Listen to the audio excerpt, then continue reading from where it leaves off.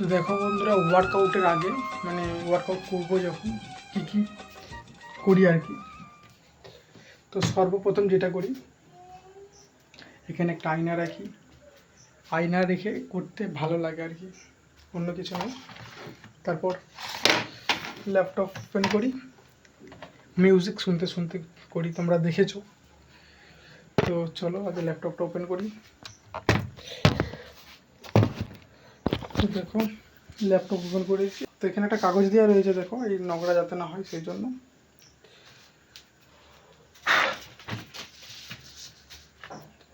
ঠিক আছে,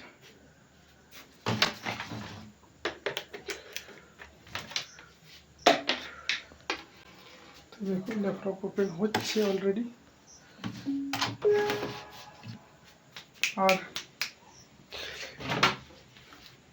এই যে হেডফোন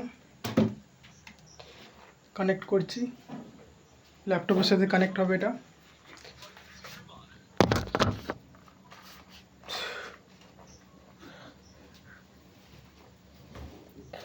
আরে यार,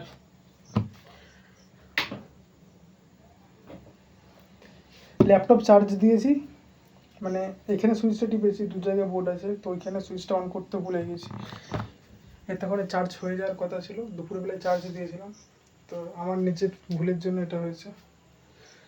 চলো চার্জ হতে হতেই গান শুনবো।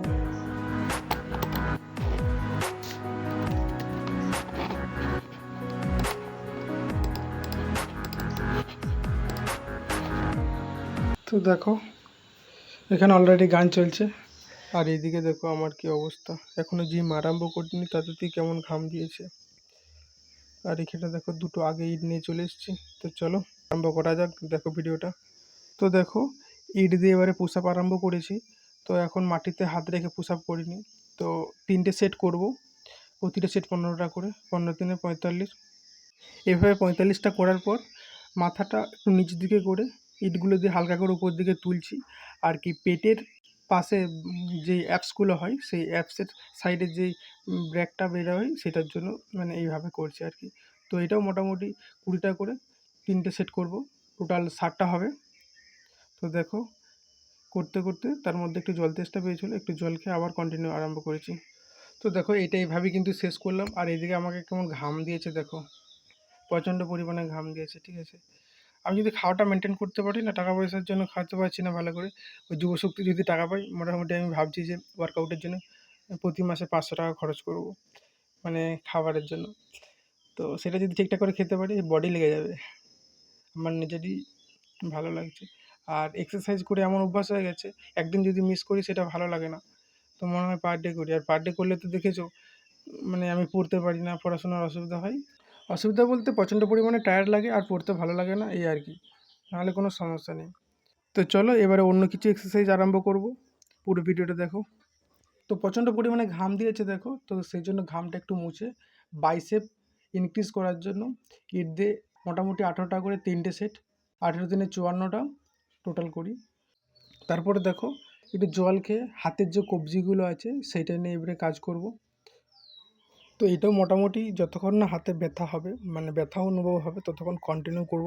একটা জিনিস লক্ষ্য করেছো, আমি প্রতিটা সেট কিন্তু 3টে করেই করছি। ঠিক আছে, যাই কাজ করছি প্রতিটা 3টে করে সেট। তো তোমরা যদি কেউ করো সেই ক্ষেত্রে অল্প করে করবে, ফার্স্ট 10টা করে করবে। আমি যেহেতু এটা 20টা করে করি, তোমরা হয়তো 10টা করে করবে, 15টা করে করবে, যদি পারো 30টা করেই করো, আমার কোনো আপত্তি নেই, তোমাদের উপর নির্ভর করে। ঠিক আছে, তো একদিন করে যেন রেস্ট নিতে হয় 7 দিন, সেইভাবে করে কোনো লাভ নেই।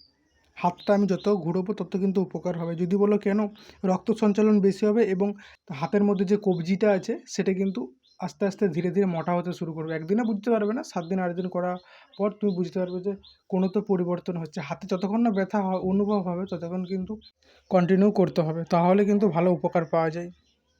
তোমরা যদি আমার পুরোনো ভিডিও দেখো, লক্ষ্য করলে বুঝতে পারবে যে আমার বুকের মধ্যে যে চেস্টটা আছে সেটা কিন্তু এতটা বেরিয়ে থাকেনি, আর কাঁধের উপরে কিন্তু এখানে যে প্যাকগুলো বা কী বলবো উঁচু হয়ে আছে সেটা কিন্তু এতটা থাকেনি। তো দেখো এবারে কবজির জন্য আরেকটা এক্সারসাইজ করছি, সেটা হচ্ছে ইট দিয়ে নিচে সাপোর্ট রেখেছি। দেখো পাটা, ঠিক আছে, পাটা সাপোর্ট রেখে আমি তুলছি, যাতে ভালোভাবে আমি হাতের কবজির মধ্যে জোরটা দিতে পারি। যত হাতের কবজির মধ্যে জোর দেবে তত তাড়াতাড়ি কিন্তু মোটা হওয়ার চেষ্টা হবে। ঠিক আছে? মানে বাড়বে আস্তে, আস্তে ধীরে, ধীরে।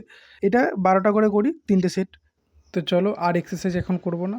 ৯টা বাজছে ঘড়িতে, আমাকে পড়তে বসতে হবে।